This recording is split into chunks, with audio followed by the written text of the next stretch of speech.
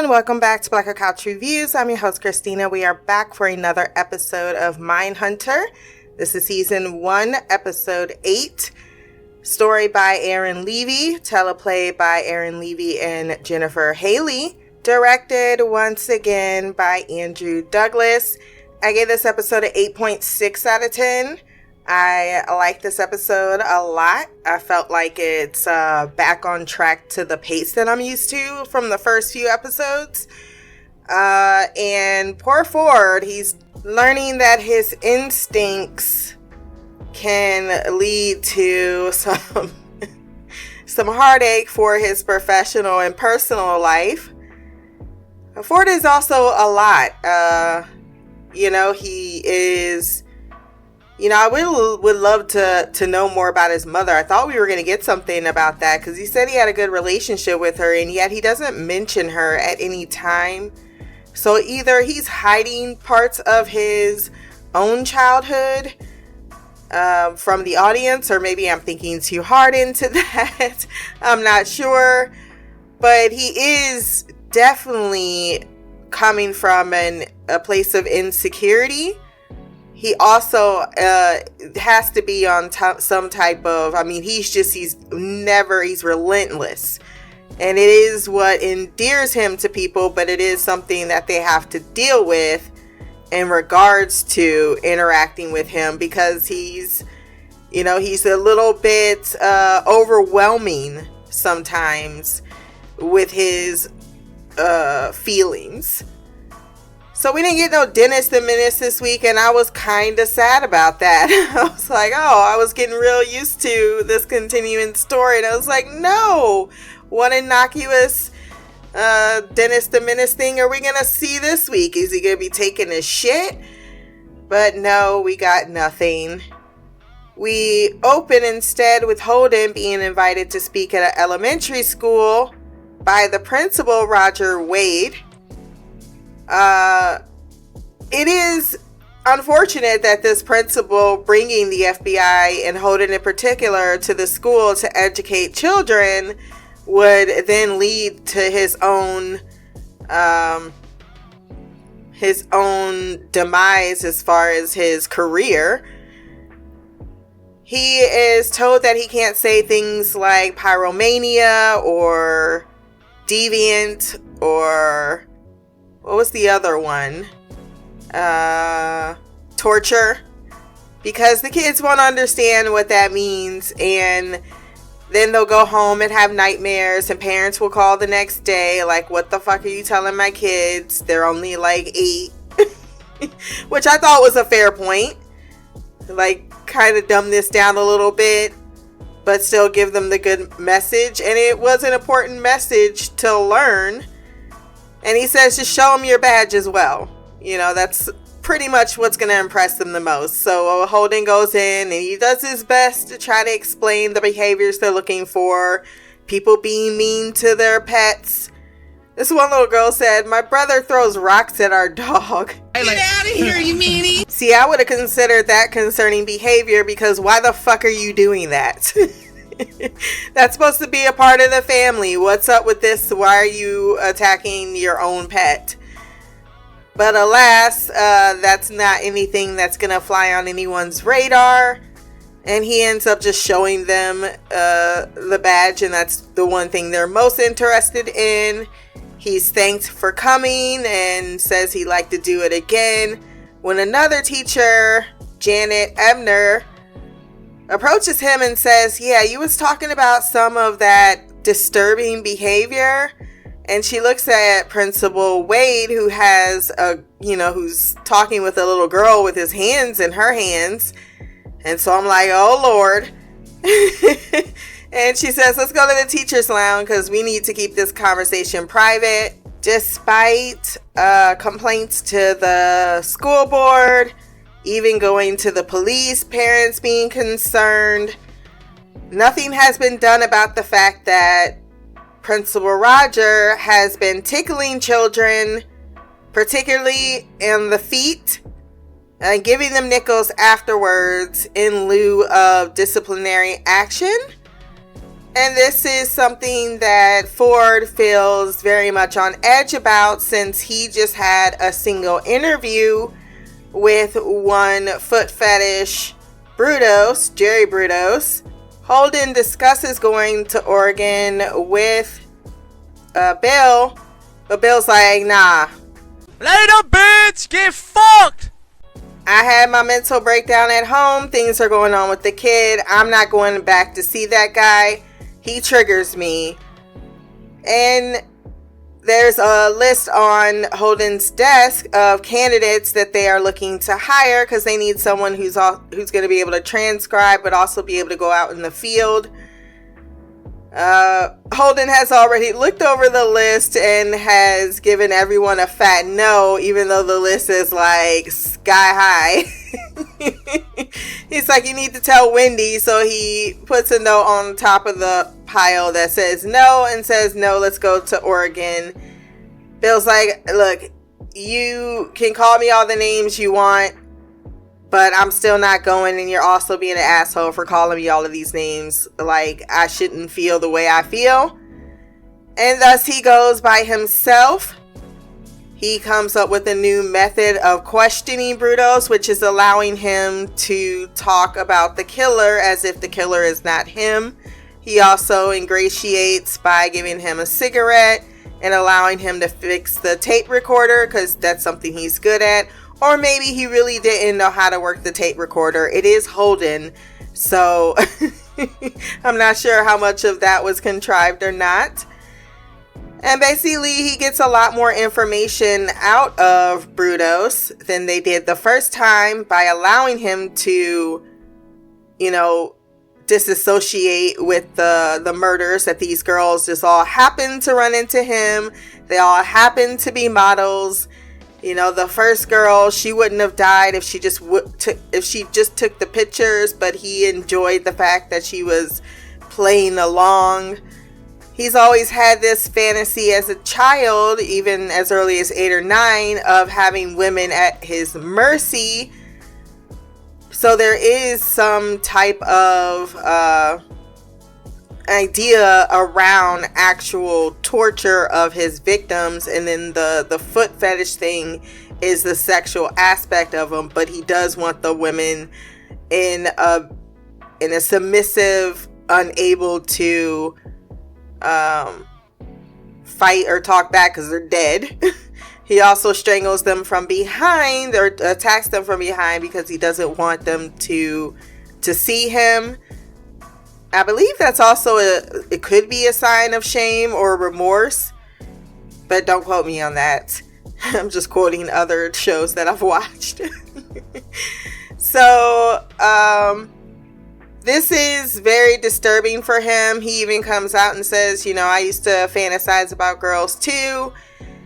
And then when he gets back, he wants to talk more about the conversation, and he completely makes the correlations between him and the principal. There, that's the word I was looking for. But no one is very interested in him going after someone who has nothing but a clean record. He's been teaching for 15 years. And no one seems to do anything about it, but that's what he's upset about, is that there are parents, they're concerned. It's a behavior that isn't or shouldn't be done by someone that is not a family member. And worse, you're pacifying at the end by giving them money, and then these children are going to the corner stores and bringing, coming home, eating candy and shit. And like, what the hell? All of this without the parents' permission. And it's also, they're trying to downplay it, but the male figures definitely are trying to downplay it, but the females they're uncomfortable. It doesn't feel right to them. It's something they just want to stop. And the fact of it is, everyone has asked him to stop, and instead of just stopping a behavior that causes a little bit of a ripple effect, he seems to be doubling down on the positive experience for the children when he tickles them. I'm Michael Jordan. Stop it. Get some help. I believe that's what Holden was doubling down on, He does come home and discuss it, or not home, he goes to Debbie's and discusses it with her. She tells him a story about the children being pinched, and then everyone found out much later, and he got to retire, that he was pinching people in other places, and none too really happy about that. They call it escalating behavior. It's a compulsion, right? When you can't stop it and you're justifying it, that's where I think he got stuck on. It's like, okay, I get what you're trying to say and why you did it. Can you just stop? And even one of the teachers was like, look, I don't want to get anyone in trouble. I hope this doesn't come back on me. I just don't know why he doesn't stop. I wish he would just stop. There's another teacher that is interviewed, and she has nothing but glowing references for him, but she's very young and impressionable, and also thinks the other two women are just old and crabby, and she doesn't seem to like them whatsoever. Busybodies is what she calls them. But I think they are not wrong to think that such a behavior is odd, to the point that he actually pays them for it. Like, that seems to also be a stickler. Like, why give them money? And he even gives an example of this kid that broke or had sprained his ankle, or he said he did. They took him to the nurse. He started doing this little piggy. The kid laughed. Everything was fine. I don't understand the big deal. That is a big deal. The big deal is that parents don't like you doing it, and thus it needs to end. That's the and would have been the beginning, middle, and end of the story. He goes to the police station and talks to the guy that he filed the report on. And he said, look, I investigate crimes. I don't see any crime that has been committed. And he brings the report back to Bill, who also is saying this is not really our jurisdiction. Yes, we are studying for predictive behavior, but we're not there yet. We don't have that authority yet. And yet Holden goes back to this town and pretty much utilizes that authority by taking decisive action after interviewing a few parents. Particular one parent that does not know what they should do. They're even considering suing at this point because everyone's concerns are being ignored. He then confronts he confronts Roger himself in his office and tries to use the FBI as leverage to make him stop, or it's going to get bad for him. But he really doesn't have that type of weight to be throwing around, and it puts the FBI in a particular spot. Now, he's also feeling really testy because they were interviewing this black guy that both Bill and Wendy seemed to like very much, as he was explaining how he got a Ku Klux Klan member to basically throw his whole fucking defense when he went to the girlfriend and draped his arm by her. That sounds like some tricky ass shit, and I like it. But instead, Shepard brings them Greg Smith, and pretty much right away Ford knows this is a spy for Shepard. He's never even came down here. He clearly wants this guy hired. They interview him. Wendy's like, call me doctor. Bill had that look on his face. Honey. They question how he was raised. He's religious, has 2 children. And after the interview, they're like, well, why not? But Holden is very much against it. He's like, he's a spy. Which turns out he was absolutely right. He talks about his instincts a lot in this episode, and yet they are all correct at the end, which must make him feel some type of frustration, as he is still limited in his capacity to really act on said instincts. Greg, I didn't like Greg. The way he was hazing him, though, Jesus, he definitely gave all of the more disturbing details of Kemper's stories. He even had him listen to some tapes to try to horrify him to being scared off. And Bill's like, what are you trying to do, man? Bill is trying to also caution him, like, look, you gotta give this shit up with the superintendent or with the principal. But instead, when they're driving back, he does make a statement. Greg is like, why don't we just tell him to stop? We're the fucking FBI. And he takes that right into his mind and walks into, I believe, what Greg Smith set him up. And then the next thing he knows, he comes into work and he's being called into the principal's office. Oh dear, we are in trouble. He gets chewed out by Shepard while Greg is in the room. So he talking about, I ran into him in the cafeteria. Like, you know what you did, bitch. Like, how did he find out? Oh, you ran into him in the cafeteria. Sure. And then you needed to be here this entire time while I was chastised and then told that if you want a career at the BSU, don't follow Holden. He then goes, and then the dude just stood there. And he's like, what do you expect me to say to you right now? I really want to just bitch smack you in the face.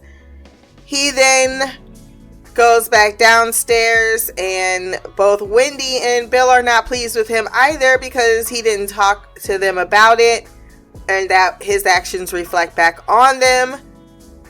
He tries to make a case by referencing Bill's son and how he would feel, but Bill says, look, I would have told the man yes, angrily, to get his fucking hands off the children, but I also wouldn't have done what you did, and you need to stop using what was going on as a justification for your unprofessional behavior, which that was fair. The whole Debbie of it all, it's just so irritating, and I can get her perspective of it, but also I could get his. Or maybe I'm not interested. Actually, in this episode, I was so team Debbie for the most part. It's like, you keep coming over my house, you just show up, you know, someone gave me a ride home, you're like, who's Patrick? Who's that guy? So you start acting jealous. She's telling you to stop. You then come over. She says, I'm studying. You need to go. You can't, because he's like, will you let me in? He's like, I really need to do my you're just going to let yourself in. Sure. All right. I need you to be quiet. Oh, you can't not be quiet, or you can't be quiet. And then you automatically want to start talking about your case because that's what you really came over for. And it goes back to Patrick and his jealousy. And she says, once again, with her face not smiling, you need to back the fuck up off of this.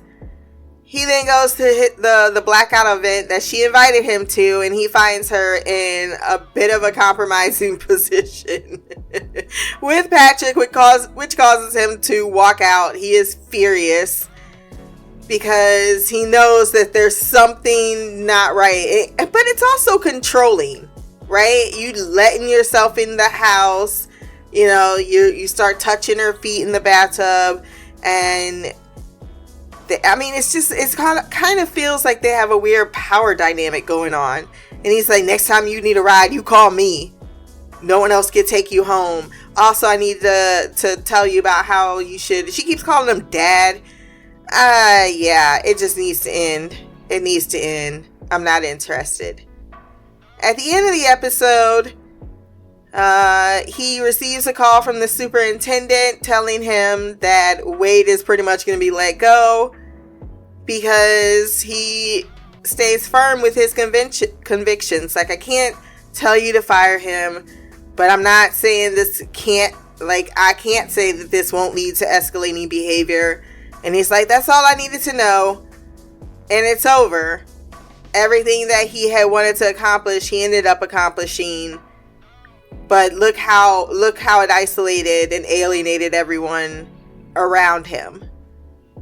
So I thought it was a really good episode for Holden in particular, because we have been focused a lot on Bill and his situation, and Ford has been, for the most part, cruising by in his emotional turmoil. In this episode, we're really getting the spotlight of how this is actually affecting him.